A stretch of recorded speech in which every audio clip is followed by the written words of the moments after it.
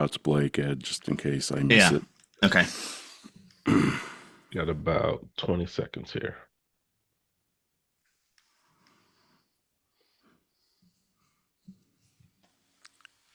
I don't think I have to read your bio, Joe. Ninth Please don't time. read that bio again. Just direct them to my website. They want to learn more about me. Well, coming up to showtime. You ready for your count-in? You bet. All right, have a great show. Starting in 5, 4, 3, 2. Welcome to the Soul of Enterprise Business and the Transformation Economy, sponsored by Woodard, building your ideal practice with coaching, education, community, and resources. I'm Ron Baker, along with my Threshold colleague, Ed Kless. On today's show, folks, for the 9th time, we are talking to Joe Woodard. Hey, Ed, how's it going? I think when he is a 10-time guest, he becomes an automatic co-host. I think so. I think that's the way it works. If either of you are ever traveling, seriously, if you're ever traveling, I would be honored to fill it in. We're way beyond the gold jacket, Joe.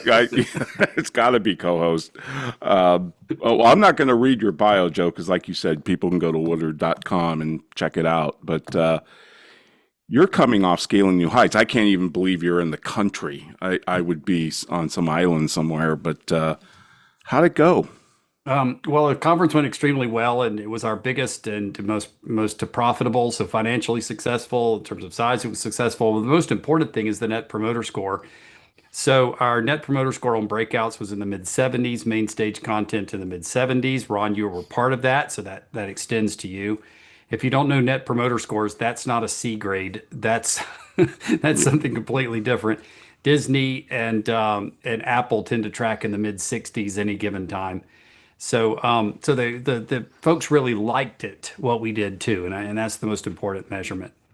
But I do have some learnings. Picked up some things in my travels.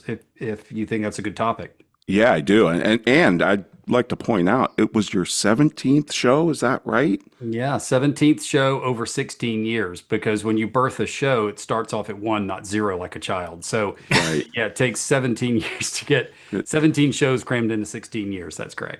Wow. Yeah. That's awesome. I think it was my 5th, if my badge was right. So Yeah. Yeah. We're pretty meticulous on such things. But okay, so there's a couple of things I picked up that are about the profession, right? And we have two different groups represented there. We have software developers and we have accountants of all sizes, ages, credentialing levels. It's an eclectic audience. So I can kind of dissect this from several angles: CPA and bookkeeper and developer. But one of the biggest surprises to me is the lack of either interest or attention, or both, that emerging firms are giving to mergers and acquisitions right now. And we've been talking about this thought leadership chorus as well as at scaling new heights. We even launched a buy sell program officially last year. We had piloted it 6 months prior to that. We had PE firms do a panel session on the main stage and talk about the over 3 trillion, and I've that number verified from other PEs, over $3 trillion that has been, is being, or will be poured into the space over a 5-year window, and we're about 2 years in. And yet, overall, people are meh to it, right?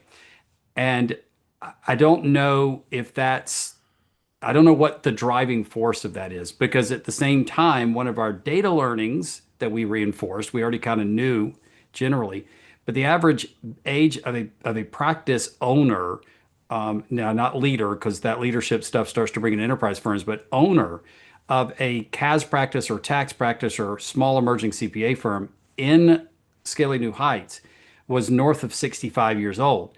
So it was like between 65 and 70. So they should be looking at this thing like the perfect planetary alignment. I am of retirement age, and there are trillions of dollars flying around into space. People want to buy me, but our succession classes were our least attended. And of the goals that people listed, and everyone wrote down their major goal on a card, we put them up on a big board. I had ChatGPT read those and then analyze them. It was something like 2 or 3% had goals directly related to succession or exit. So I'm surprised to see that we're still a little bit cold to this opportunity at the small firm level. Right, right. I think about this a lot. I mean, don't you think that the accounting profession in general mirrors the larger economy? You have, the top 100 firms, certainly the big four. Then you have the top 100, top 200, but then you have all of these, whatever the number is, 40, 50,000 firms that are largely 90%, I think, sole props. And they just don't tend to think about succession or selling at all. No, it was I retire, I stop working equals retirement. That's always been their retirement plan, using air quotes for the people not watching the video. And that's probably going to be the biggest psychological shift we have to make is no, there is an actual exit event that's an opportunity for you. And I'll tell you before this M&A driven by PE, before this did intersect our industry, I would have said that probably is unfortunately your retirement plan. I mean, they don't have very strong EBITDA as a percentage of revenue. They don't have the kind of books of business that translate or transfer well into large firm environments. Their pricing problems or service structure problems or whatever it may be, client size. But now, hear me if you're listening to this Soul of Enterprise small firm, you actually have a sellable asset now, even if you never dreamed that you would. And that doesn't mean that you need to sell this second if you're an accounting professional. It just means you have the opportunity to, if you otherwise would benefit from doing so. And I think we're going to have to really shout that messaging as thought leadership. Yeah, that's a good point.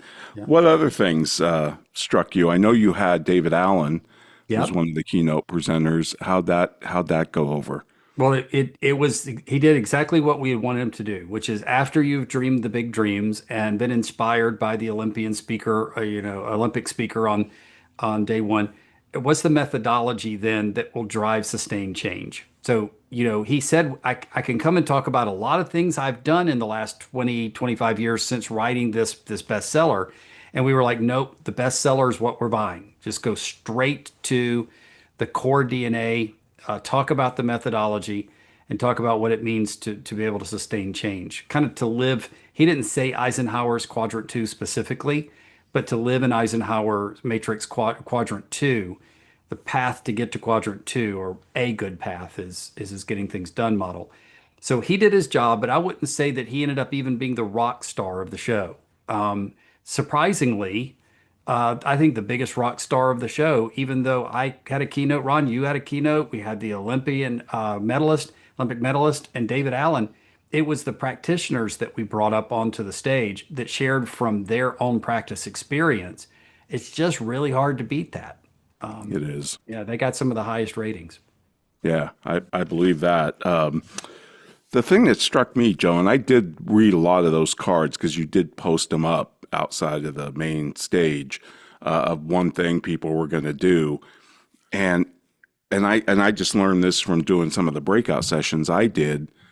There are still a lot of people hourly billing. Yes. And at And least they were writing it down. Stop our They were. They were. That is, I did see that a lot actually. But how do you deal with that as a membership? I mean, I know you hate it as much as we do, but you want to help them, you want to guide them through it, but some of them just seem totally blocked by it. Yes, and I think that's sort of the, save the ones you can kind of thing. But we do come at it if you're gonna. So how do we make it as compelling as possible?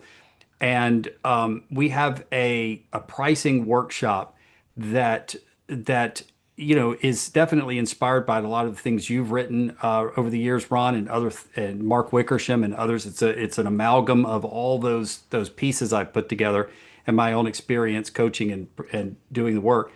But I think is if where we've seen the greatest change, greatest potential for change, is where we talk not about flattening what you're currently doing, which people mistake for, it's stopping one level of bleed. At least I don't punish myself the more efficient I am, right?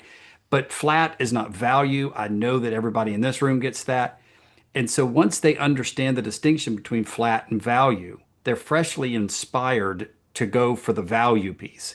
And you made a statement some 15 years ago or so in your book that said that value pricing is at it. Maybe it's not a mathematical formula, but at its nature, at its essence, value pricing is pricing underneath the wealth that you generate. We make a big deal about that in our coach community. So first we start with how can you discover new ways to create wealth? And what I find is once they realize that I might be able to increase wealth just with spend management services for a client doing 2 million in sales by $50,000, 5 million in sales every year by, 500 or $700,000, it emboldens them. See, it's not just about the pricing methodology of in the way you pitch it. It's about the way they view themselves. And as long as they view themselves as the generators of a necessary evil or utility, they will always price that way. And the best I could ever hope for is to flatten what they're currently doing hourly.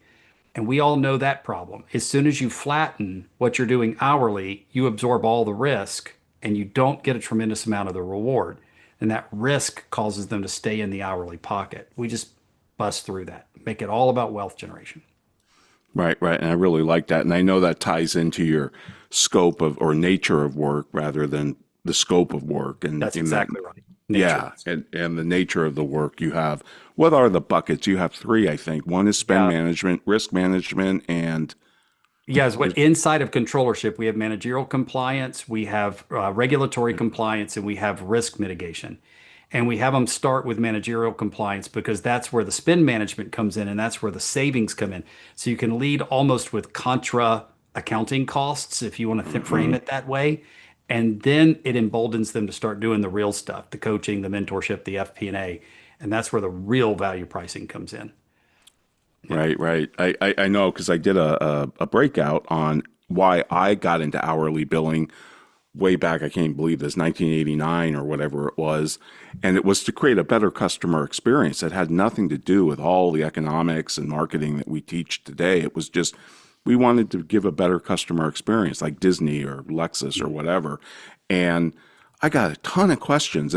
All the questions, even in my town hall, were all around value pricing. How do I get to value pricing? How do I move off hourly billing? And what I said was, and I gave them a cheating formula. I said, start with hours, add some things to it, and now that becomes the floor that you never go below. Never go below. It's a walkaway number. We call it a walkaway number. That's it. And therefore there is no cap on the ceiling like there is with the hourly rate because you've got two more options you can add that are going to be a higher price. And most people are going to pick the middle. Yes. And some will pick the top. And I mean, they seem to get that, but I don't know. And it could just because they were new. Maybe it was their first year at scaling. And I understand that. This might have been the first time they've ever heard of it. But I also got a lot of pushback from a lot of people that you think would know better by now. Well, and I think it's all a risk. They're afraid to stop billing by the hour because they're afraid they're going to give away their time. And that's a whole other segment, but because you can't give away something you don't have. Right. Very true. Okay. Well, Joe, this is flying by. I knew it would. And folks, I'd like to remind you, if you want to contact me or Ed, send us an email to asktsoe@thresholdnow.com. Do check out our Patreon channel where you can become a member and you can get access to our content. At certain levels, you get a shout out like Blake Oliver did. You can check out Blake Oliver at earmarkcpe.com and actually earn CPE credits for listening to podcasts like this one and many others. And now a word from our sponsors. All clear. Let me know when you're ready for your counting back in. Awesome. Great stuff, Joe. Thank you. Pulling my little boom mic up a little bit while it's only the streaming audience. All right. There you go. You have to look pretty. I just have it right in here. I don't bug with it. I'm like, I know. It's off to the side. Have it in front of me, but yeah. There we go. Vanity. Greg has finally talked to me. It just looks, it's like either have it fully in there or just, but like that little halfway thing's distracting. Greg's finally talked me into going with video and audio on my podcast. I'm a little late to that party. So I guess I'm going to have to, just sort of learn to live with the mic in front of me. Yeah, it's pretty interesting that so many people are watching podcasts now, even if it's just talking heads. Yeah. Yeah. You know, But you do pick up something. You pick up something in all Yeah, the facial expressions, the body language, yeah. even the way that we react to each other. It's like it would have been hilarious. It's one thing to listen to the last time I was on the Soul of Enterprise. It'd be another thing to watch your video stream while I was talking. That was fantastic. Very entertaining, Ed. It was good. It was fun. All right. I don't know if I'll be able to live up to that again. So, but I think we're ready for the count in, Jordan. All right, coming back in 5, 4, 3, 2. And we are back on the Soul of Enterprise with ninth-time guest Joe Woodard. And Joe, I want to just pick up on a couple of the things that you were talking with Ron about with regarding hourly. I want to share with you a story that happened to me this week. And Ron was actually a part of this conversation. We were on with some practitioners. One very, very smart guy, has a great practice. Came in and said, yeah, this is all great, but I've been successfully billing by the hour for 20 years. In fact, I'm good at it. My customers love me. I sell them a block of hour at the beginning of every year, blocks of hours at the beginning of every year, so I get paid all up front for everything. And he says, it's fantastic. And I said to him, well, when you get paid, where does that go? Where do you put it? Where do you put it on the books? He said, well, it's prepaid. It's a liability. Like, try selling your firm. Right. It's like, and you could actually just see his face, Joe, is like, and I'm not an accountant. Right. And all of a sudden I'm like, all you do, change that to a subscription and Exactly. With an annual payment cycle, and suddenly you don't have a liability. You have it's recurring revenue instead of a liability. And so this was confounding to me. So it got me to rethinking this whole thing about why I think that a big part of this continues to be, and there's a chapter in Ron's first book on this. I don't know what edition it made it in, Ron. I don't know if it was the first edition, but on self-esteem. Yes. It is, believe it or not, a lack of self-esteem. And this is strange among professionals. Yeah. It's a mindset problem. Yeah. And then we deal with a lot of non-credentialed practices, standalone CAS practices, and they even have a bigger problem with that than CPA firms. Not that CPA firms have, go in very strongly. They still have this utility perception of themselves, but at least they have this credential behind their names that can kind of push through some of the imposter syndrome, say, oh, I've earned this, I deserve this. The standalone CAS practices, they're brilliant. They're better at their art/science than are their credentialed peers, but they have nothing except their own self-worth to push through that bubble. It's tough. Mm-hmm. It was interesting. Sage, we did when I was with Sage about 15 years ago, when it was still, what was the Peachtree equivalent of accounting? Simply Accounting was still around in Canada, and we did a survey of the bookkeepers and accountants that were doing effectively CAS practices, although we didn't call it that back then. It was still just bookkeeping. And what was really interesting, Joe, is we came back and women were charging 80% of men. I can believe it. Yes. So here's a situation where women are setting their own price and they're still setting it at 80 cents on the dollar. Yes. And I think there are two factors there. Ultimately, the customer is the one who sets the price, right? So I think there's still accepts the price. Accepts the price. Yeah. Or accepts less sets. Because that's the other thing I tell people is when they say, well, I can bill by the hour, so I don't have to value price. I'm like, well, when was the last time you did a write down? Because at the end of the day, the customer is still going to set the price, right? So I think there's still a little bit of a back and forth. I think that largely that was a mindset problem, or is a mindset problem.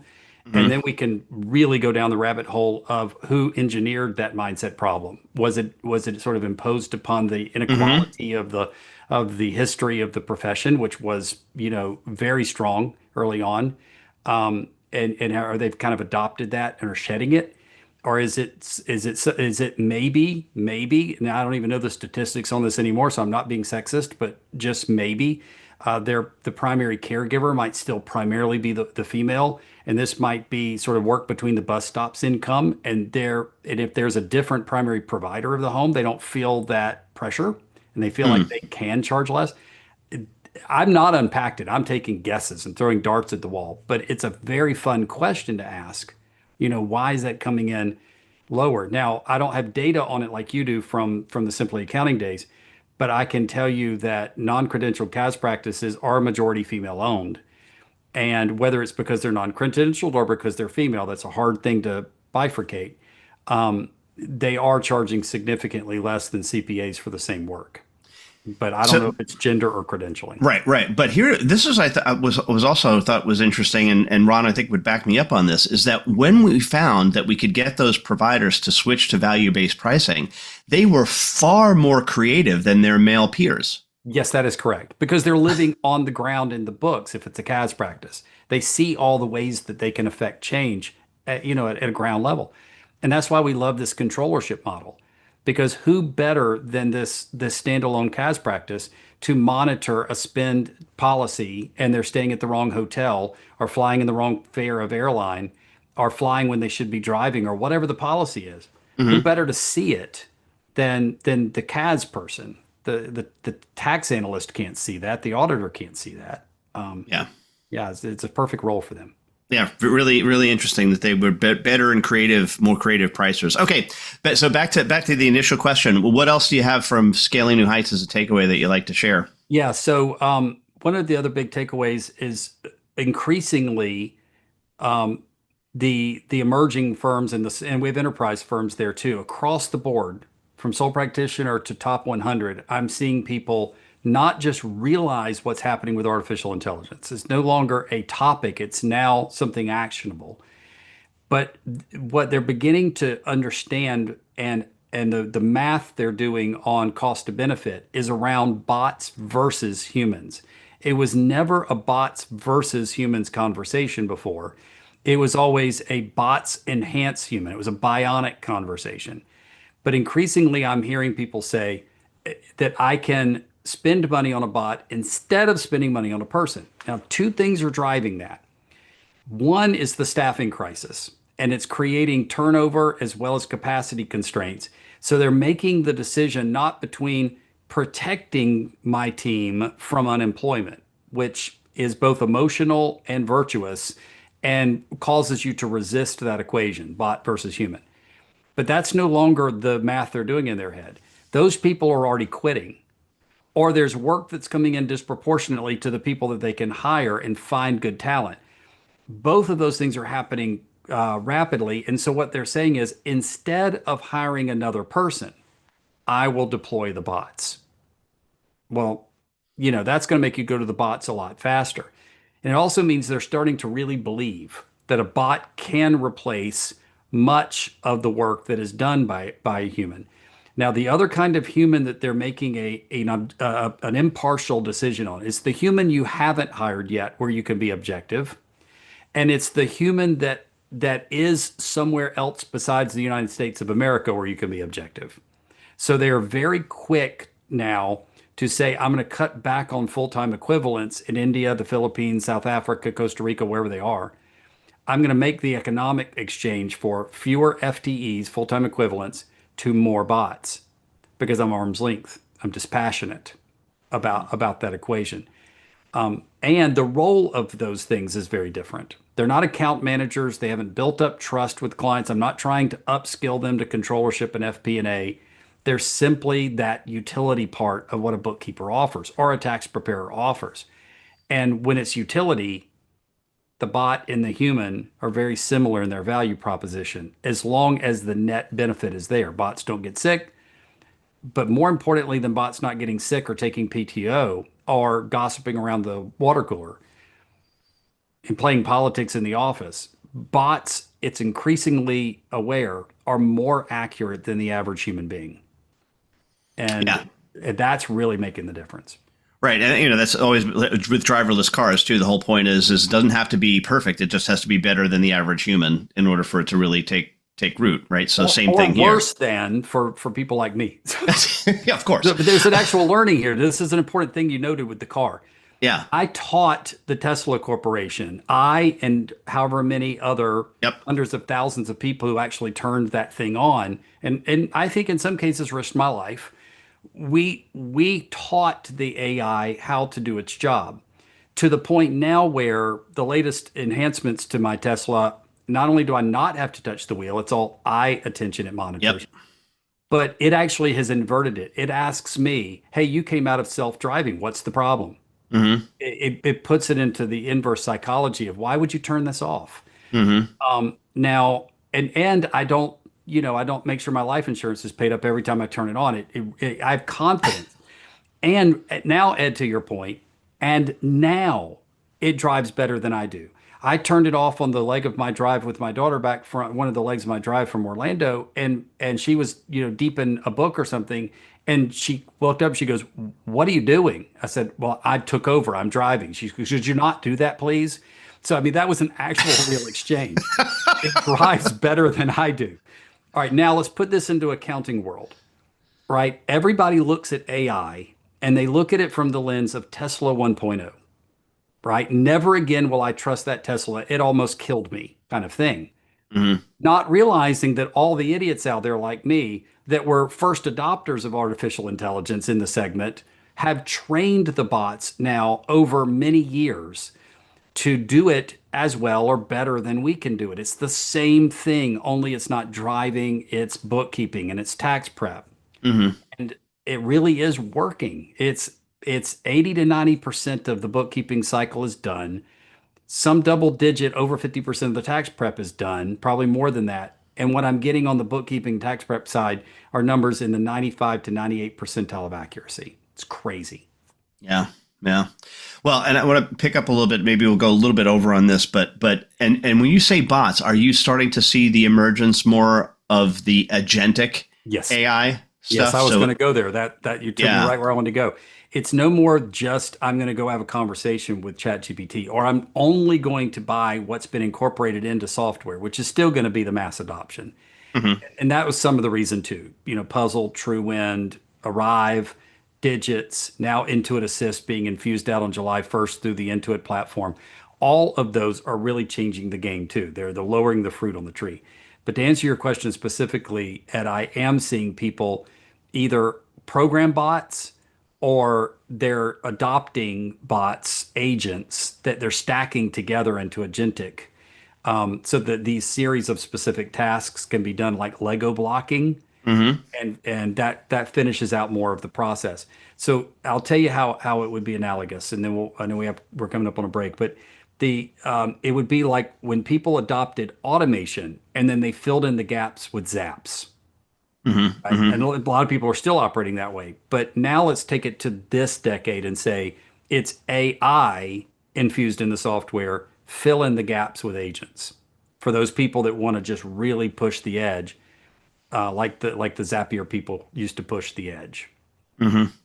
Yeah, it's pretty incredible. And perhaps we'll return to the subject. I know you talk about more with Ron, but the investments in agentic AI that I've been following over the last 6 to 8 months the numbers are staggering, and we're just starting to see it come online right now. And that's the thing that's going to. I mean, anyway, more later. But we are up against our break. Want to remind our listeners they can get a hold of Ron or me by sending an email to asktsoe@thresholdnow.com. The website, of course, is The Soul of Enterprise, where you can see show notes as well as previews to upcoming shows. We would love for you to be part of our Patreon channel as well. Go out to patreon.com/TSOE. There you can check things out. At a certain level, you can get a shout out, so check that out. But right now, a word from our sponsors, including our friends at Woodard. All clear. Let me know when you're ready for your count-in back in.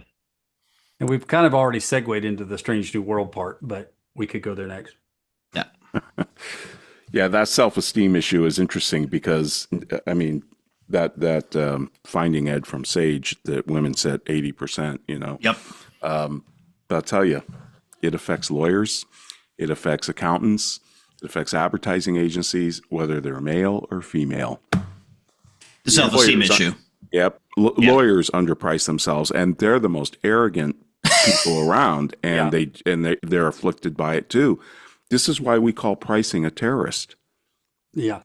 It instills fear in the seller. It really does. And part of the mindset, there are two elements. One is start with wealth I can generate. So, I'm about to quote, and I know we're streaming, I don't care because I'm not going to give the name. I'm about to quote somebody somewhere between $7,000 to $10,000 a month for a 12-month gig to do some go-to-market strategic work for them. And it's the same thing. I'm all in, I'm part of your team. If it starts to become a part-time job, we'll have a conversation, but I'm just part of your team, right? Well, the way I can go from 7 to 10, and the way I've already gone from 5 to 7 is because I've done an initial discovery with them and determined the wealth that I can generate. And see, that's really the missing piece here. Is you talk all the time, Ron, about prescribing without a diagnosis, malpractice. Without discovery, you can't possibly know what you're worth. Right. To come in armed with the discovery and the wealth that you can generate, I'm extremely confident I'm going to generate $500,000 or more in return for the 120,000 or so I'm going to ask. So of course I'm going to hold up my head high. Yeah. This is if the definition of value pricing is a price that's based on the perceived value of the customer that takes that into account, then by definition you have to have the perceived value of the customer in order to it's like. Yeah, and when we go back live, we can maybe say that's one of the other big gating factors. I talked about wealth generate, but it'd be good to know because you get that all the time. How can I know the wealth I'm going to generate before I engage? All right, well, the crystal ball is discovery. That's the missing piece. Yeah. You hear the same thing about scope. How can we scope it? Well, you got to get in there and poke around, Yes. Yeah. Okay. Yeah. All right, Jordan, we're ready. All right. Coming back in 5, 4, 3, 2. Welcome back, everybody. We're here with Joe Woodard for the 9th time. And Joe, we're talking about pricing and the self-esteem issue. And I do think there's a link there. And it's not just females, it's males as well. One of the things that we preach, especially even for small firms or solo firms, is don't do your own pricing. Let your spouse do it. If I was pricing your gig that you talked about during the break, I could be brave as a lion, but you can't be. Yes. Because then it turns into being braggadocious. Yes, and that is an interesting point. And also, I like the fact you mentioned the spouse, because not only the objective, they often are not involved in the practice, would be the assumption there, but they also can see directly, what the business is doing to take a toll out of you. Yes. And it kind of to your keynote from Scaling New Heights, Ron, are you committing moral injury on yourself kind of thing? Well, they see those elements. And I think the psychology of pricing is about, it's like a three-legged stool. It's knowing my worth, knowing specifically the wealth I can generate from my worth, and then knowing what the opportunity cost is of engaging, or you could say the opportunity gain is of not engaging, right? So you have to be psychologically prepared to say, I'm fine with walking away from this. Right. And that way the walkaway number isn't a bluff. They'll spot a bluff a mile away. Exactly. They'll smell the fear. Yeah, no, that's very true. And you shouldn't do your own pricing. You should have at least another pair of eyes looking at it. At least an objective evaluator of it, like a coach, which is why we're big on our coach community here, because the coach will not just push you up arbitrarily because it's their job to maximize their value. It's that we do end up almost always adding some multiple to what they think they should quote. And what's funny is we're seeing this play out is they'll come to us and they'll go, I think I'm going to quote 3, whatever. And then we would actually analyze the discovery with them, right? So we say, don't give a price on that recurring work until they've done the discovery. So we go through the discovery with them and we're like, there's $5,000 a month here for the same effort. It's just the value you're going to bring. And then we convince them. And then they come back to us and say, hey, great news. I asked for 4 and I got it. I'm like, okay, they'll always split the difference between us. Right. They're really happy we got them the extra $1,000 a month, but we were like, if you just listened to us, you could add 5. But yeah, we do see that as well. And that objective voice, whether it's a coach, a mentor, a colleague, or like you said, Ron, you don't have any other options or whatever, a spouse, anything's better than nothing. Have somebody take that outside look. Pricing progresses by regrets, I think, sometimes, So the other thing that really struck me, some of my lessons from scaling were we have not done a good enough job diffusing the after action review. And I'm so frustrated by that because it is the single best way to capture tacit knowledge. And we can talk about AI all day, but eventually we got to get the knowledge out of people's head, like Tesla did with you teaching their cars. We should be doing the same thing, and we're not doing it as a profession. And it's just frustrating because I think that's your invisible balance sheet. Well, yes, yes. And I think the AAR, and we do that methodology here, by the way. As a matter of fact, we just went through our first of meetings today, and to let the listeners know the value I place on this process, because I'm also a veteran of the Army and ran missions this way. I have my core event production team, which is 6 of us. And I have us going through, it's over 150 different items where we're asking those 3 questions. What should have happened, what was supposed to happen, what actually happened, what made up the difference. We went through our first 2-hour exercise this morning. We're going to have 2 other meetings going through each one of these items one at a time, and we will add more as necessary. Now, if you're starting to do math on that, on what I pay people per, the hour or for salaried, if you just take an allocated burden, I'm spending some 5-figure amount of money on my AAR for Scaling New Heights as a business owner. That's how much I value it. But you're right. We don't collect the data timely, so we miss things. So we're writing things down as we go in motion. But we also it would be wonderful to find a way to scale that data. So maybe it's not what I'm doing, which is more project based. It's more cyclical work, you can look for those key indicators that sort of how often do they come back around in the cycle? And you can weigh them that way. And I know I'm just sort of brain dumping here, but you mentioned Tesla and you mentioned Tesla doing after action reviews. I don't know if you're aware that every time you come out of self-driving, it actually does ask the question. It's not just that it says is everything okay? It wants you to speak. If I were, and I do this often, I came out because I don't quite trust you when you're pulling out onto a busy highway. All right. So they're probably getting that however many tens of thousands of times per month. And then they can start to weigh things. What was supposed to happen? The driver was supposed to let the car pull out. What actually happened? The car driver didn't trust the car. What made up the difference? Well, now they have an actual question they can answer. Why don't Tesla drivers trust that car to pull out on a busy street? And I won't unpack that because this is not a Tesla podcast, but as a driver, I could probably unearth a few things. The point is Tesla's asking the question. They're doing an AAR. It's amazing. It is. Yeah, especially when you tell them if you implement AARs, you can get rid of the timesheet and the annual performance appraisal, which I think are two things that subtract value from firms. Yeah, and there's psychological torture anyway on the human worker. To say I'm going to know where I stand once a year for 5 minutes, and then after that I have to wonder and doubt. I mean, so it's not even healthy culturally, but it's not even financially viable either. Ron, one of my favorite things you said to people is because they were challenging, how do I know without timesheets which clients I need to fire? And your answer was so simple and yet profound. You said, just ask the people doing the work. Yeah. I thought, maybe I'm giving Ron credit for Ed Screen. It was on the Soul of Enterprise once, but the point is that's a brilliant answer. There are all kinds of metrics that you can monitor that we just ignore in our practices. Well, yeah. I'm just going to jump in and say what it is people are uncomfortable with judgment. And one of the things that we talk about from Peter Block is that every measurement is really just a judgment in disguise. Every measurement is a judgment in disguise. It's true. Absolutely. Yeah, because you have to judge what you're going to measure. The other thing that struck me, Joe, is, I did a transformation economy session. In fact, it was the first day, Sunday, and it went over surprisingly well. And I had no expectations of how it was going to be received. But, I basically gave them the message that this is the next economic era that we're going into.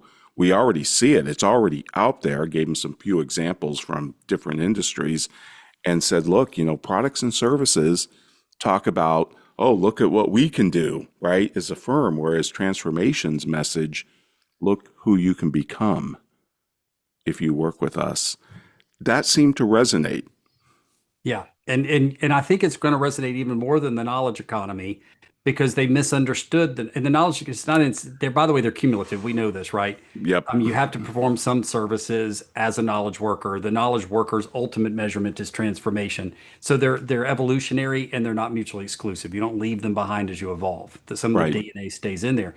But knowledge worker coming back around to even credentialed, non-credentialed, it sort of said if you don't have the knowledge, you therefore cannot do the work. And that's a misunderstanding. I like to say that the only difference between the surgeon and the mechanic is the complexity of the machine that they're repairing. They're both service workers. They're not even operating in the knowledge economy, but the nutritionist is. And it takes less knowledge to be a nutritionist than it does to be a surgeon. So the very word tended to put a psychological barrier that until I am omniscient, I can't participate fluidly and in a perfect way because they love perfection. So until I'm omniscient, I can't participate in the knowledge economy.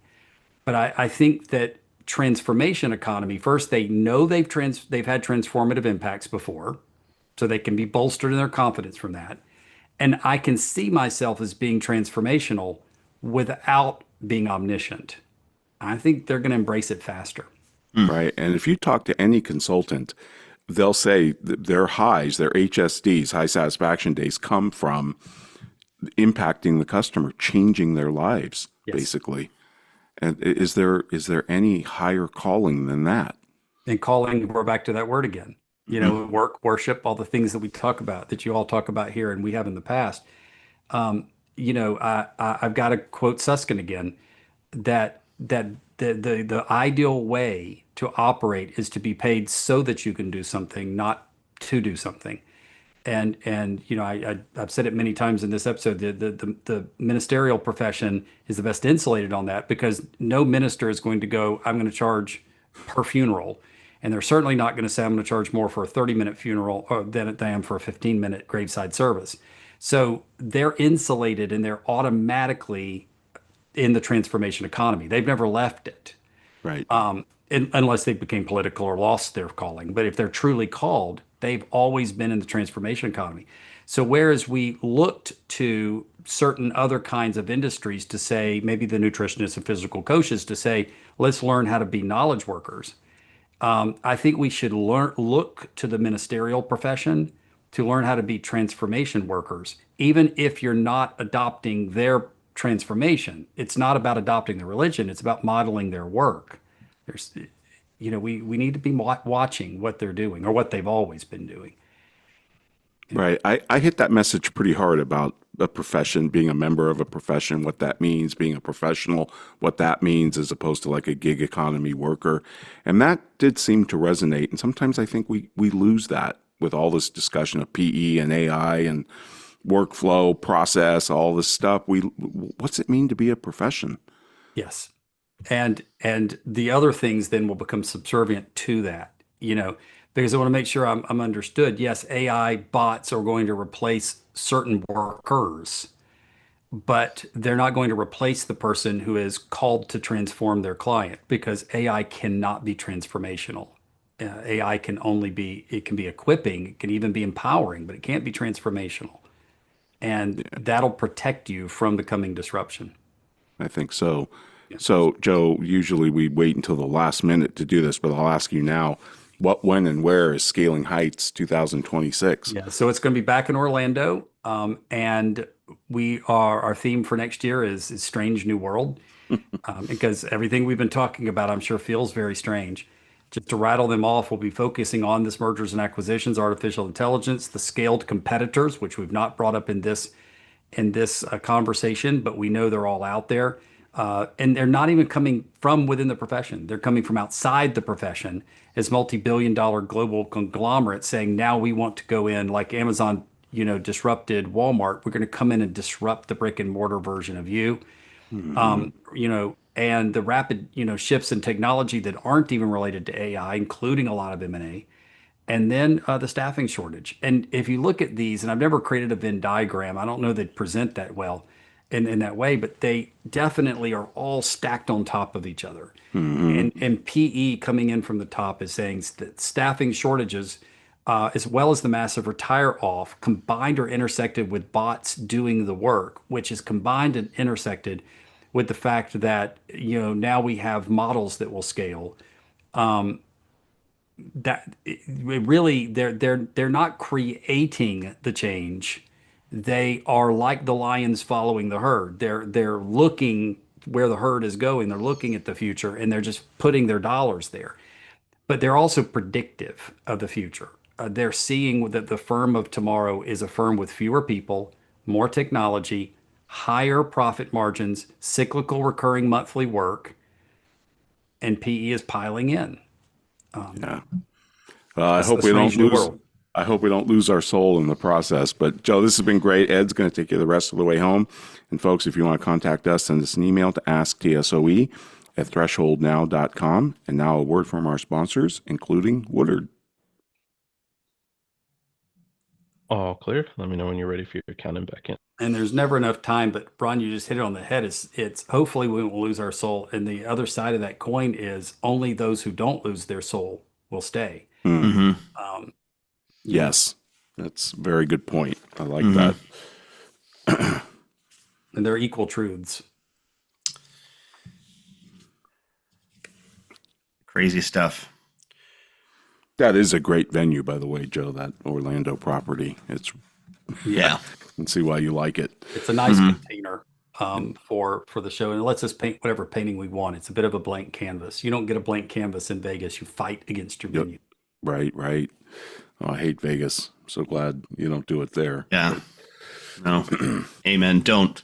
Please don't. I never will. I never. Yeah.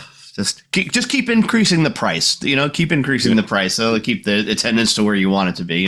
Yeah. The Well, 17. we're not anywhere close to filling up that container anyway. So there you go. Guest room count, we're close, but they have a whole shuttling thing, networking with the other Marriotts in the area. It can handle about 5,000, and we're currently Wow. at 2. So we have room to grow. Good Wow. shape. Yeah. All right, Jordan. Let's bring us back. Let's bring it home here. I'm back in 5, 4, 3, 2. And we are back with Joe Woodard for the 9th time on the Soul of Enterprise. Joe, I wanted to ask you a bit just to follow on. We're Strange New Worlds, and I talked a little bit earlier about the agentic bots. I have had a friend of mine who did a presentation at another conference I was at say that the next 6 months are going to be, and this is his quote, unrecognizable. And I was like, and this guy knows where he's coming from. He's at a VC called Learn.vc, was responsible for Khan Academy and what some of the other big learning platforms that you've all heard of. Like, he's one of the major investors in this. And the word he used was unrecognizable. Well, and I can believe it. When we took this class, one of my teammates and I from Brown University, and it was someone who advises the Fortune 500 that was the adjunct professor, so not an ivory tower thing. And the professor was providing lots of charts on the exponential growth and development of AI, and it's not a hockey stick. I mean, it's a straight up rocket ship. And so when you get that kind of exponential growth, and exponential is a key word, it's not rapid, it's truly exponential. It's a multiplier of growth.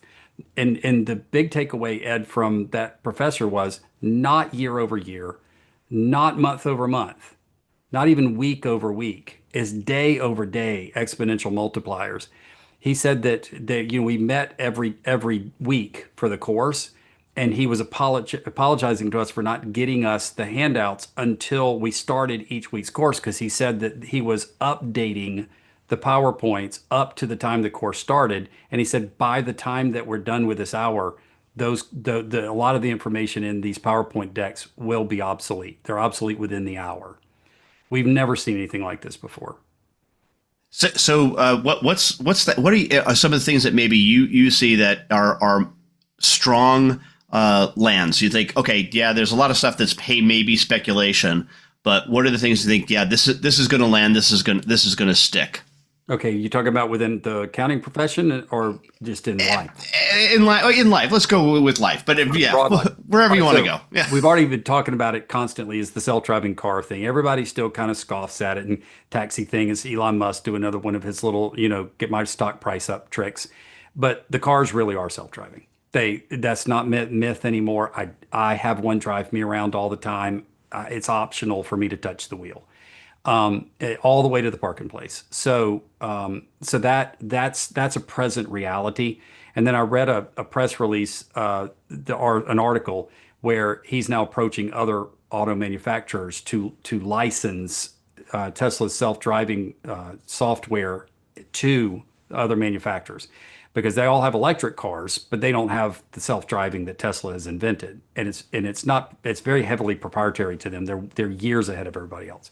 So once they start licensing that out, I think a very real, tangible landing spot is over the next 5 and especially next 10 years.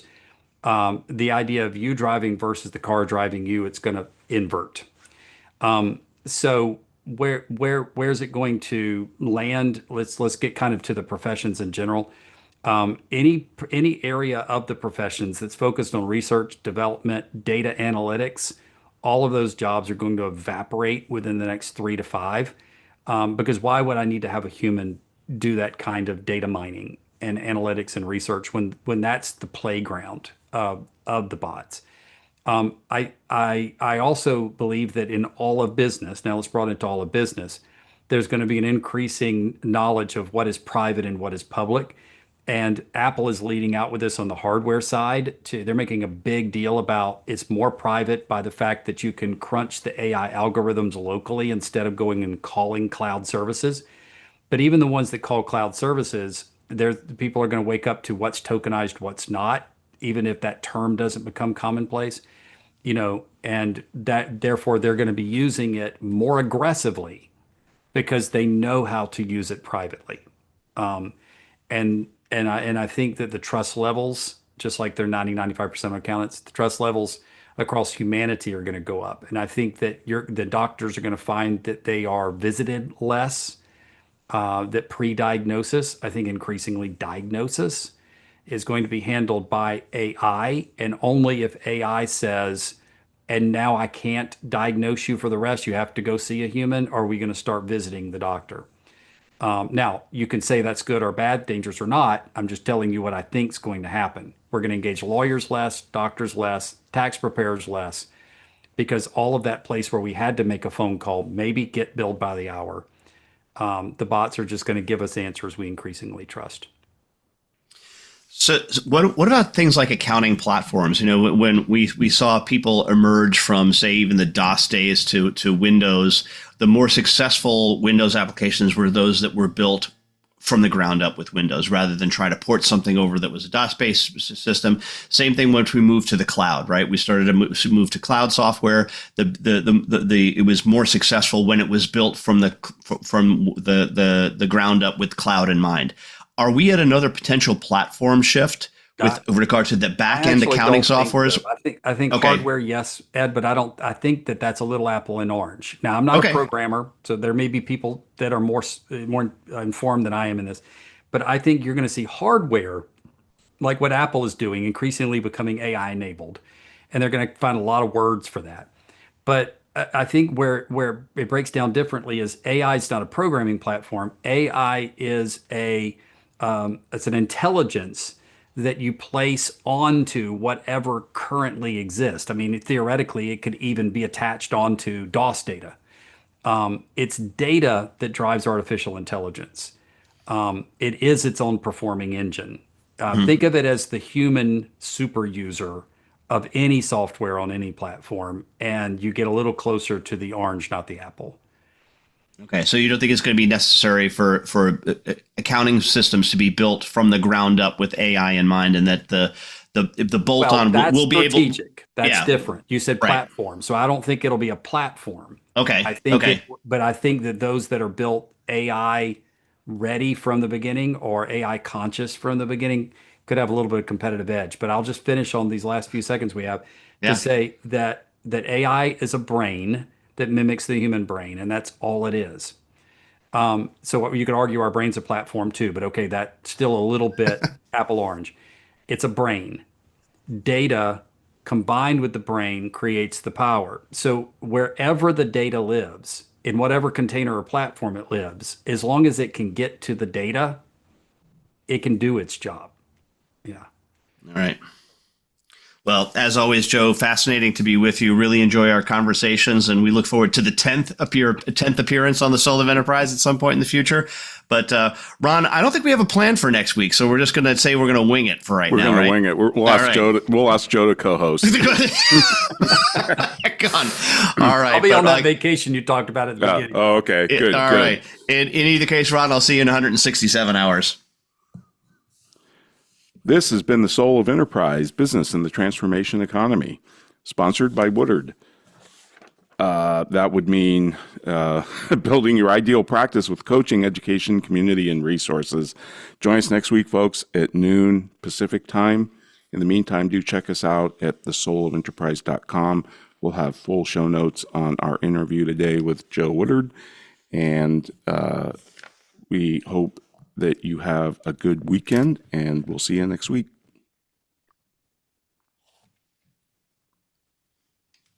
All clear. Great show. All right. Thanks, Jordan. Thanks, Jordan. Hope you all have a great weekend. Okay. You too. Thanks, Joe. Right. Thanks, Joe. Still streaming. Still streaming. Still streaming. Well, I've Okay. got 3 minutes if you want to banter a little bit more. I don't hard stop till 4. But Tell me what books that you've read since we last talked, which I believe was in May. yeah.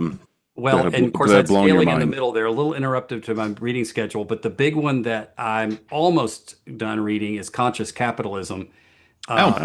It's a powerful book. Yep.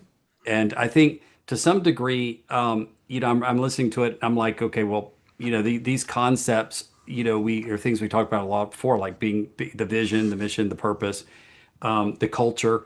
But when all of that's baseline, because he's got a level set across the readership for people that are still just not even getting those core things about company culture and direction. But then, maybe 20%, 80% of it is just stuff I knew. But that 20% where the authors are coming in over the top, it's game changing. And I'll tell you, if I like what they said, and you can tell they don't have a particular political bent, or at least they don't telegraph it in the book. If anything, the Whole Foods author, I would presume, leans a little left, I would think. But what I love about it is it's not treating capitalism as a throw the baby out with the bathwater. It's not demonizing it, and it's not creating this polarized, you have to be a socialist or you have to be a capitalist, and which one is worse. Now let's make the decision for which one is not worse. That people love to, and then it becomes if you don't care about others, then you're going to choose the capitalism side. And that's been that whole sort of negative based argument. And then on the inverse, the capitalistic folks that believe in that model have always taken it from the other side and said socialism is evil, therefore choose us. And so they just throw all of that out, and they're like, let's talk about how business should run, where profits sustain vision.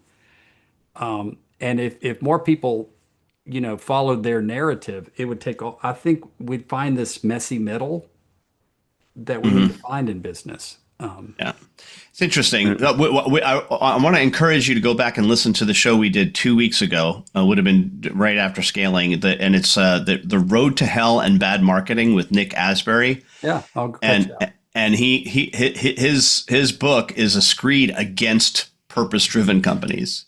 Oh, He takes a shot at the king, and I told him, he said, "You shot at the king," meaning Simon Sinek, and I said, and it was a headshot, and it was a clear headshot. It's a stunning book. I would draw one distinction with conscious capitalism, because I think this is not well understood. And John Mackey himself said this in a podcast I listened to. He said, conscious capitalism is not an economic theory. It is a management philosophy. that's it. Exactly. That is key, because people are pointing at conscious capitalism and saying, see, this justifies ESG, stakeholder theory. Yes. No, it does not. No, it does not. It's a management philosophy. It's a management philosophy. That's exactly right. Yeah. I got one for you, Joe, that I just finished. this is going to confirm your priors, but I'm telling you, it's fascinating anyway. The Immortal Mind. The Immortal Mind. All The right, Immortal write it down. Mind, a neurosurgeon's case for the existence of the soul. He's citing studies and things that happened in the OR that he's been through that I've never heard before from a neurosurgeon. And I've read some neurosurgeons' books, brain surgeons like what's the guy who's in government with Trump in the forget his name, the doctor. Anyway, this book blew my mind. It just blew my mind. And his name is Michael Engor, Engor, The Immortal Mind. Very good. All right, I'll put it down. All right. Joe, it's always great to talk to you, and we have a call scheduled, I think, next week sometime. So we'll deal with our things then. Fantastic. So All right. I'm traveling much of next week, so it must be on Monday. But yes, absolutely. I believe it Whenever is. it's on the I believe calendar. it is. Yeah. Awesome. All right. All right. Bye. All right. Thanks, Joe. Here. Have a good All right. weekend. All right, bye. Bye-bye. Oh, boy.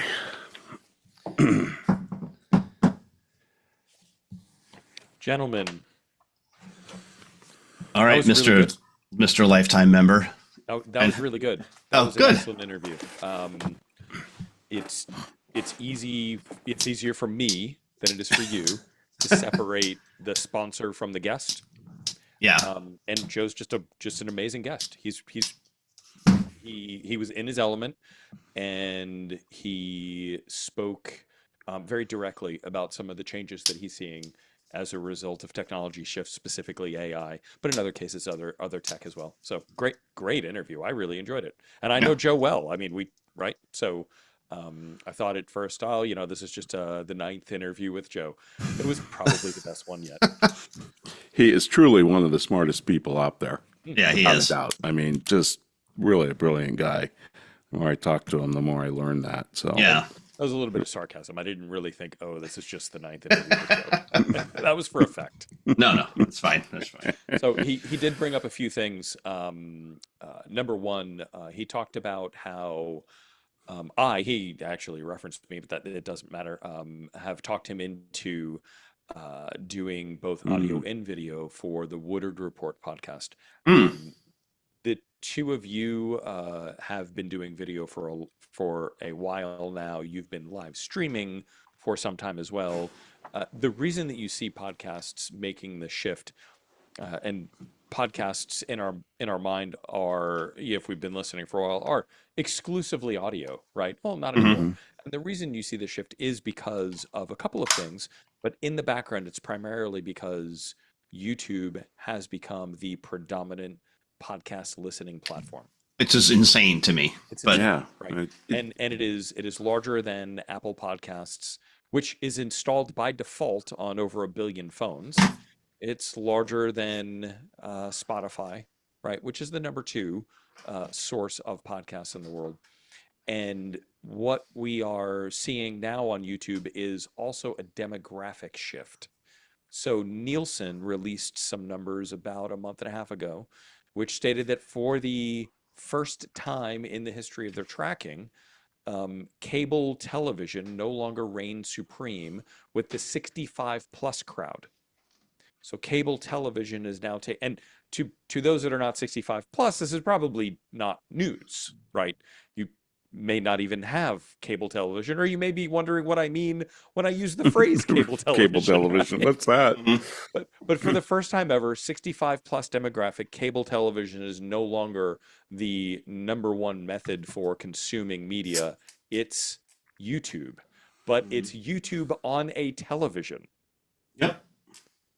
So you layer in all of that data, as you guys like to say, and I love this saying, nothing is monocausal.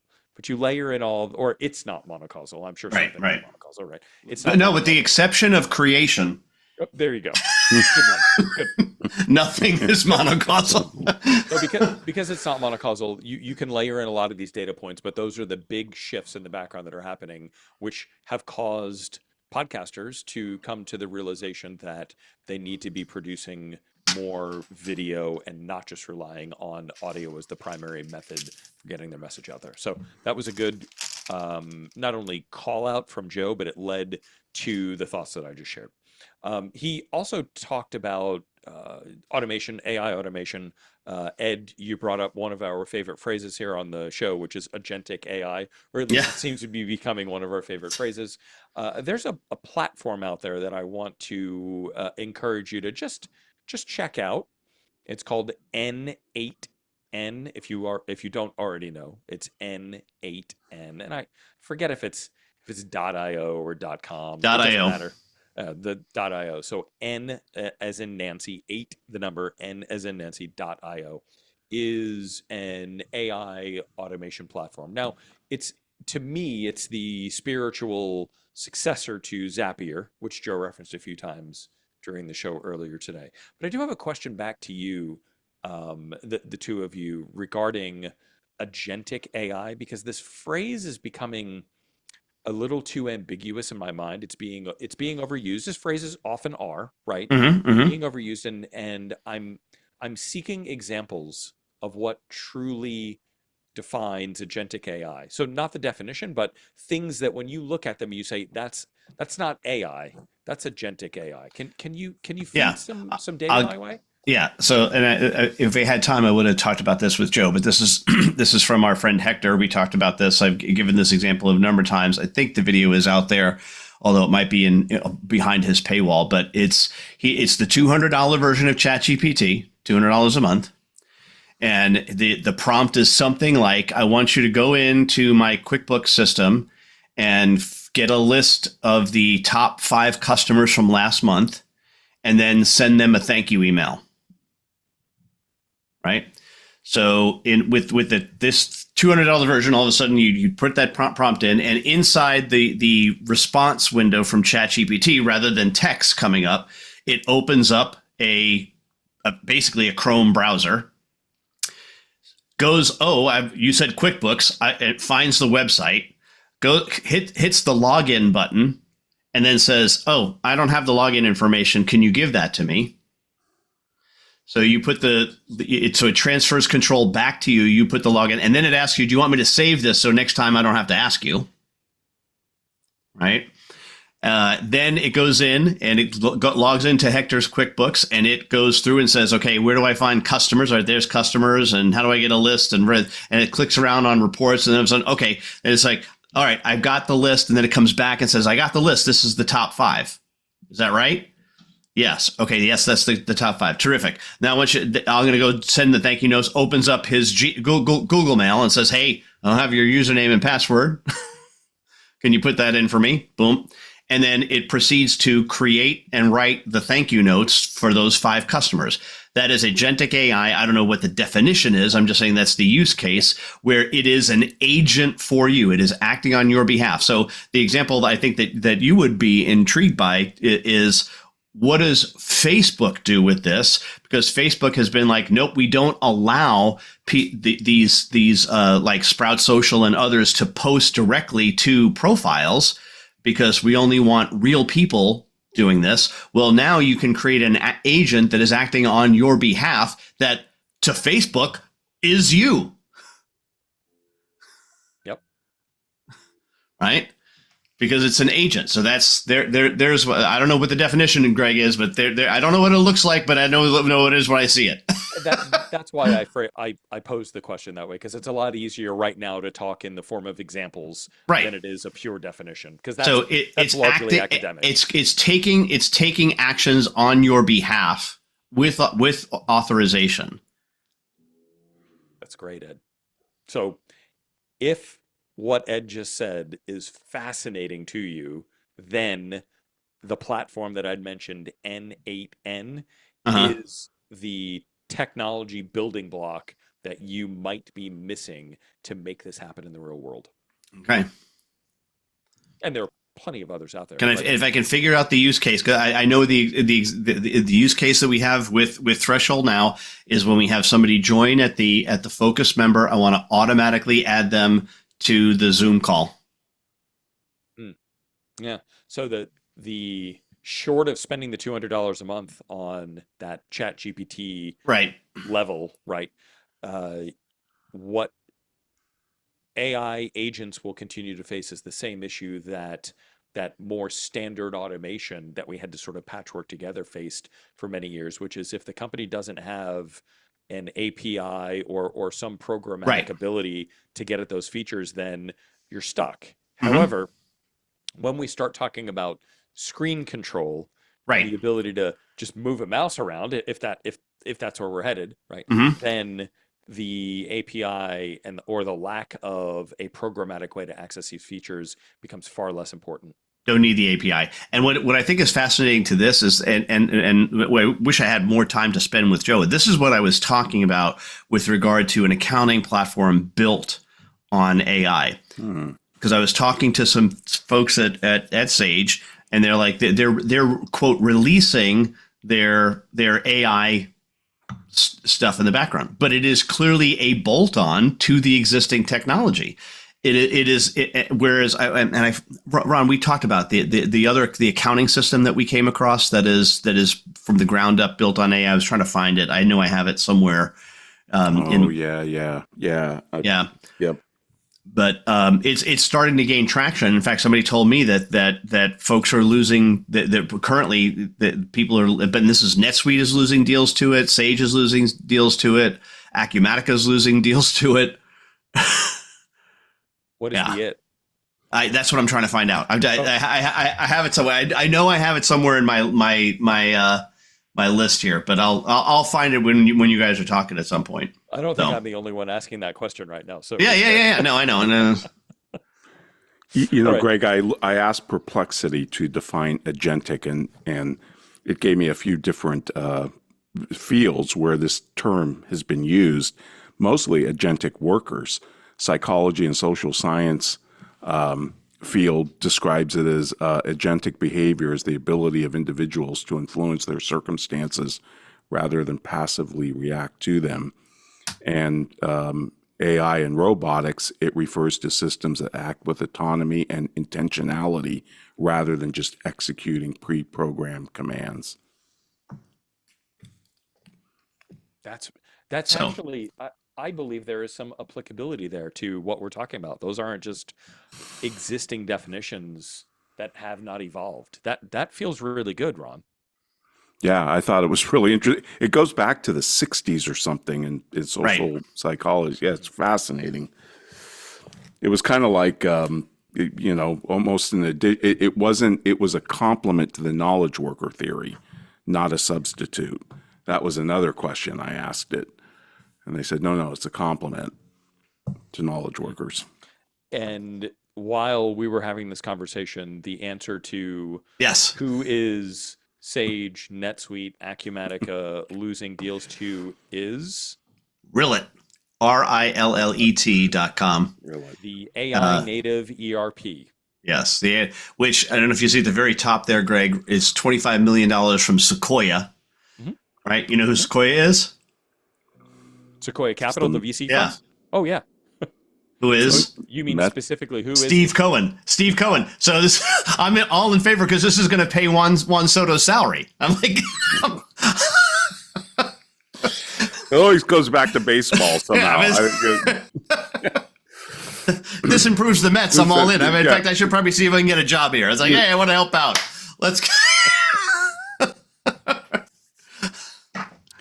Would that be as big as an advantage as like with Intact built from the ground up to be That's what I was asking Joe. cloud-based? I don't know, right? I don't know. And I mean, Joe had a solid response to it where he said, "Hey, it's really the data. That data is king, and it's not the same as bolting on a technology into a different platform." But maybe. So it's not. Remember Gilder's Life After Capitalism, where he cites Bell's law. Every 10 years, there's a new internet architecture. Yep. And he said, the bell is tolling for Google. Was this great line? Because that was the blockchain was going to be the new architecture of the internet, right? With a layer of trust and transactions to it. Yeah, I don't know if AI fits that. Yeah. An interesting question. Right. I don't really know because we're in the middle of it, but I'm beginning to believe that I've seen a limited number of massive technological shifts in my life. The most obvious one being the effectively the dawn of the internet, right? The World Wide Web, more specifically. AI sure does feel like it. I glossed over Web 3.0 or blockchain technology as it specifically relates to crypto. I just it didn't pull me in. It didn't get me excited. And I know there's good reason for it to exist. I'm not saying it's over and we shouldn't pay attention to it, right? But it didn't pull me in because everyone was interested in having a conversation about it. Everyone was interested in having a conversation about the World Wide Web. Everyone is Hmm. interested in having a conversation about artificial intelligence. This feels like another significant shift, and I don't believe that I'll see many of them in my lifetime. Hmm. And I just heard David Bahnsen, of all people, on the Acton podcast cite a Bureau of Labor Statistics survey of businesses in the U.S. Hmm. So I just listened to that today randomized. too. Yeah, Yeah. yeah, 9% of them are using AI to help them develop their offerings, whether it's products or services. 9%. Mm. That's wow. I mean, The Economist has been on this kick too, saying, hey, this is a slower adoption than you think it is Yeah. for all Hmm. the hype it gets. Yeah. But Well, there's no, I mean, I can't think of right now, at least if we're going to continue to draw the comparison to the World Wide Web from like the mid 90s. And I mean, mm, that might be an unfair comparison, but it's a significant technological shift. And if we're going to call this one as well, let's make the comparison. There was an almost immediate revenue model that you could see with respect to a dot com, mm, right? hmm. I didn't say profit, Right, right? right. There was an almost immediate revenue model, with AI, it does feel like it is still being, as Ed referenced earlier, bolted on, and not necessarily standing on its own yet. Well, what it looks like when it does stand on its own could potentially be, to get a little excited about it, a completely a paradigm shift in how we treat computing, right? Hmm. It could Hmm. be that by the way, those Meta Ray-Ban glasses are doing really well, and Are now they? Oakley's in the game, and now Oakley's got their set of Meta glasses at a slightly higher price point. Instead of 4 hour battery life, you get 8 hour battery life, and so if you think about this visual metaphor that we know today, which is the GUI, right, and what maybe it requires a shift from the GUI to whatever it is we're moving to in glasses or some kind of AR related activity, which really gives AI its wings to stand on its own.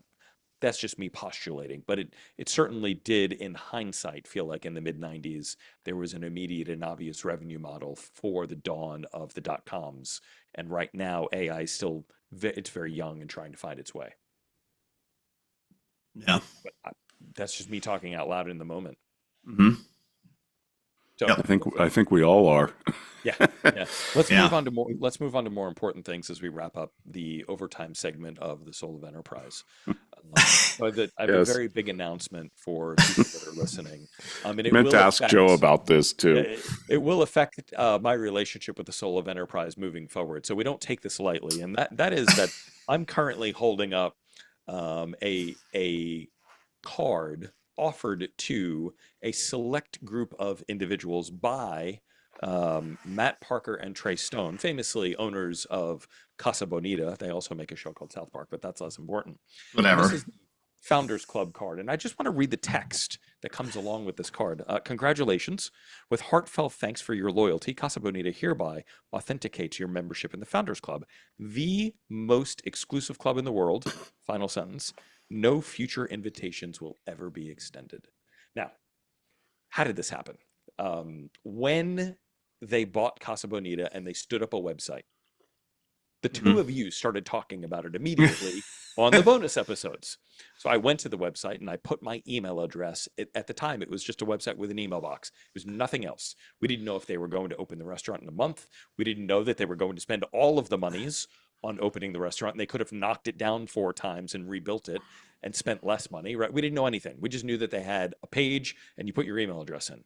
If you were one of the first, the numbers are a little odd here. We don't really know for sure, but if you were one of the first, we'll call it 100,000 or so, to put your email address down, eventually you got a follow-up email from Casa Bonita saying, thank you. If you give us your mailing address, we will send you a founder's card.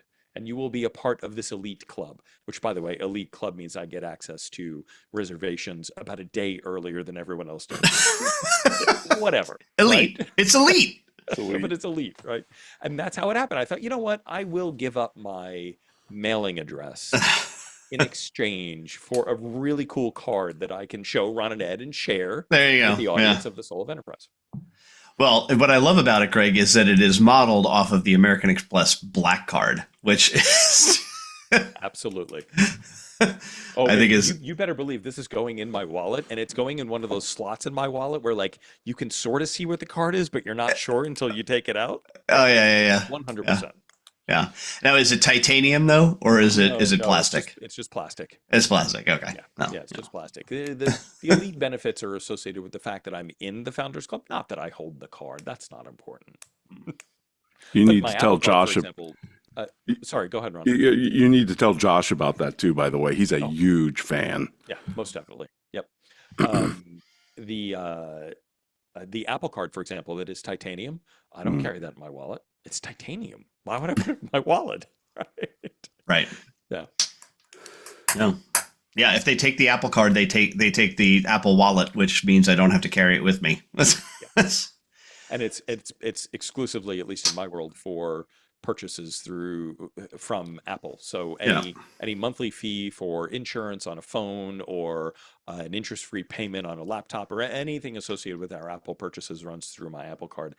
Everything else is a different set of cards so that we can play the points game. But the Apple Card for Apple purchases is an automatic 3% off. So right. why not? Right. No, I'm down to three things in my wallet that I clip on. This is my American Express card, my driver's license, and just my credit card that we use for purchases around the house. That's interesting. it. So that goes in here. That clips on the back of my phone, and that's all I take with me ever. You also drive a car that does not require a key. That's right. But No it key. does require a credit card should your phone fail. Are you not concerned about that? No, because I first of all I can charge the phone in the car. So I mean it would require that I have a very low charge on the phone to begin with, and I'm going out. I should clarify. When I say phone failing, I don't mean the phone itself dying.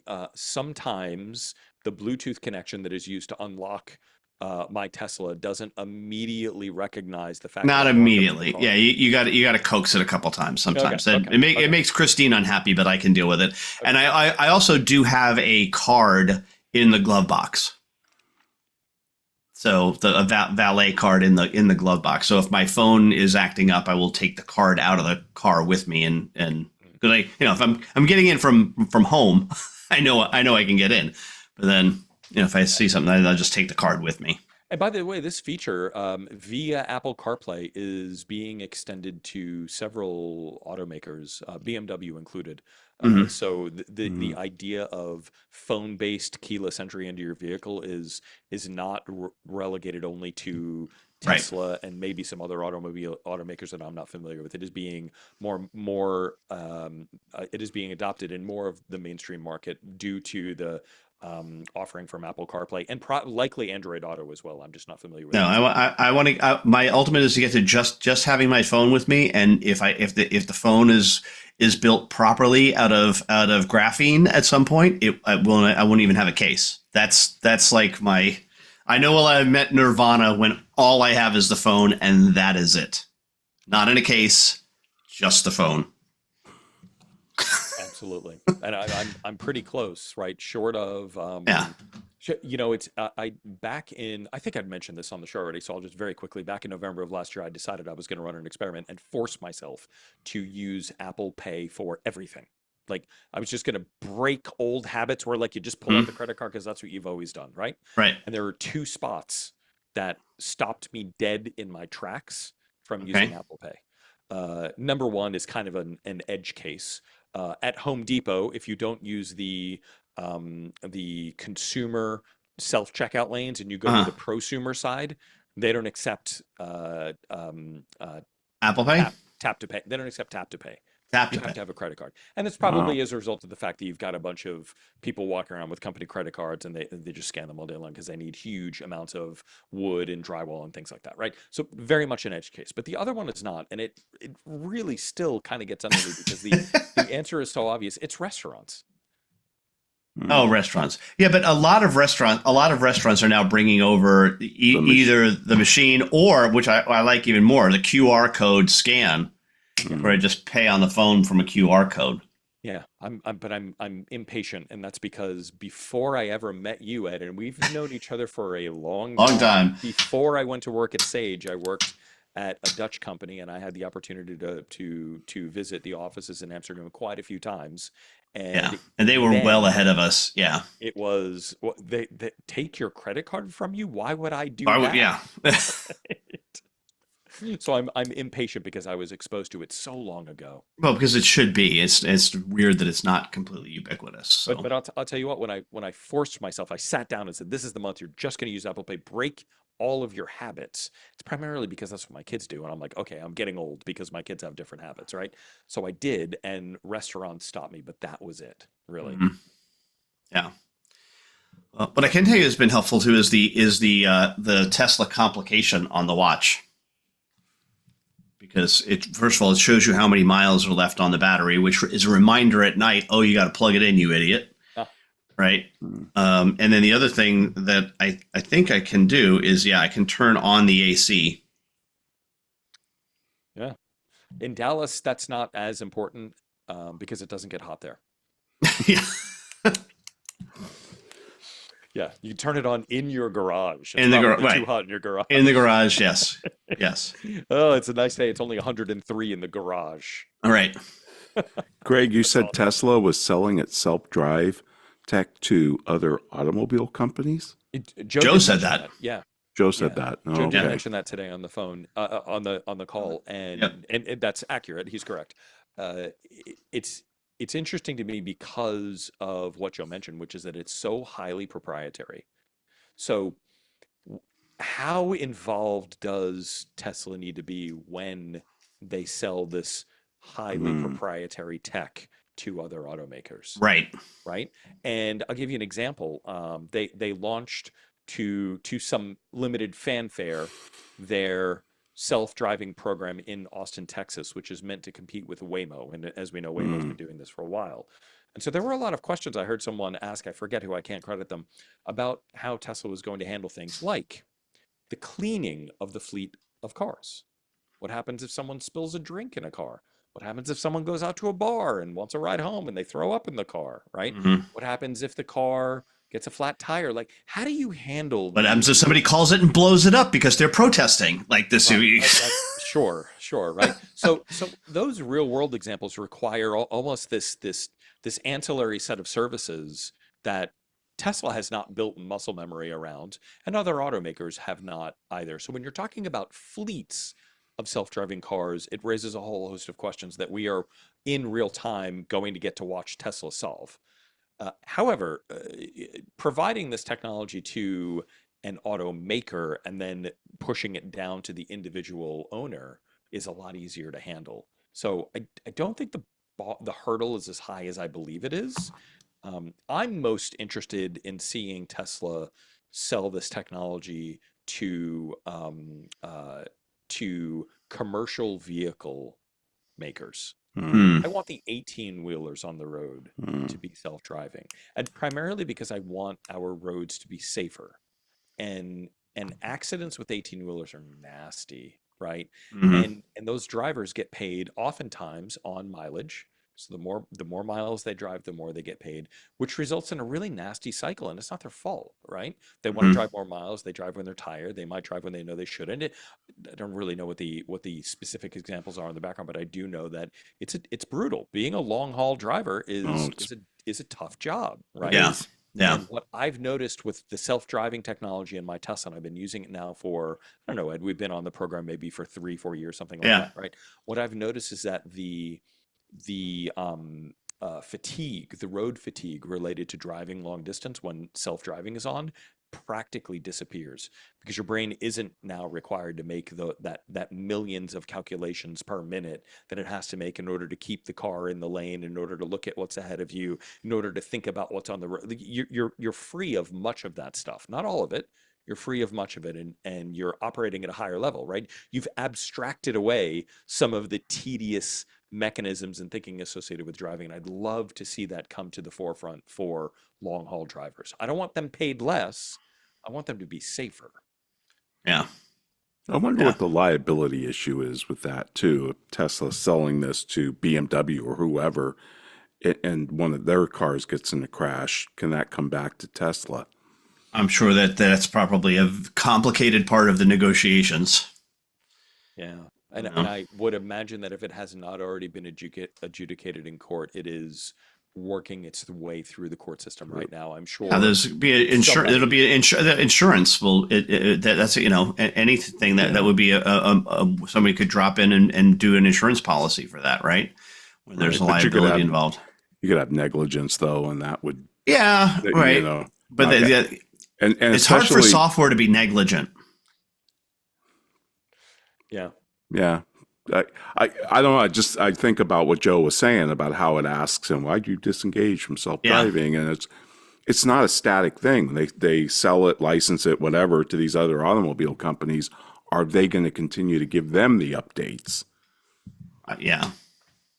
I do go back to something that a very good friend of mine who also is a lawyer said to me once, because he's the one that had a Tesla before me and I got to drive his and ordered one immediately, right?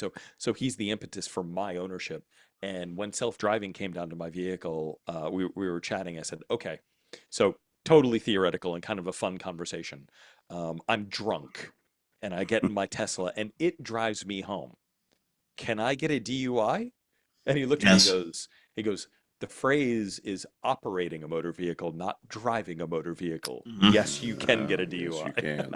Wow. It's like, of course, there's no vagary there from a legal perspective. He knew immediately what the answer was, and that you're operating a vehicle, not driving a vehicle. Just because it's called a DUI doesn't mean it's just driving. Right. Right. So, yeah. No. Well, and so until whatever level 4 or 5 comes around, where it is truly, hey, no steering wheel, Mhm. then the liability is completely on Tesla, whoever the software company. Yeah. I can see that. Waymo. I would imagine the Waymo is the liability is completely on them. Waymo has officially launched in Atlanta, by the way. So Okay. using the Uber app, you can call a Waymo self-driving car within, I believe it is 60 square miles of the city center, which sounds big, but Atlanta's a big city. So it's not metropolitan Atlanta. I can't call a Waymo from my home north of Atlanta, but if you're in the city, primarily the city limits, the opportunity exists now. And it's interesting because they're facilitating it through Uber. So Yeah. Uber has the answer to the questions I was asking before. How do we keep the fleet clean? What do we do if there's an accident, right? So Waymo is more or less outsourcing those activities to Uber, and the only way you can call a Waymo in Atlanta is through Uber. Wow. That's interesting. Yeah. So it's changed. It's not happening very fast. Just day to day, like Joe said, it's not a big deal. Yeah. Hour to hour. Yeah. So, but anyway, great show today. You guys have a bonus episode to get to. So I'm going to dip out and enjoy my weekend. All right. Take care, Thanks, Greg. Greg. Have a good one.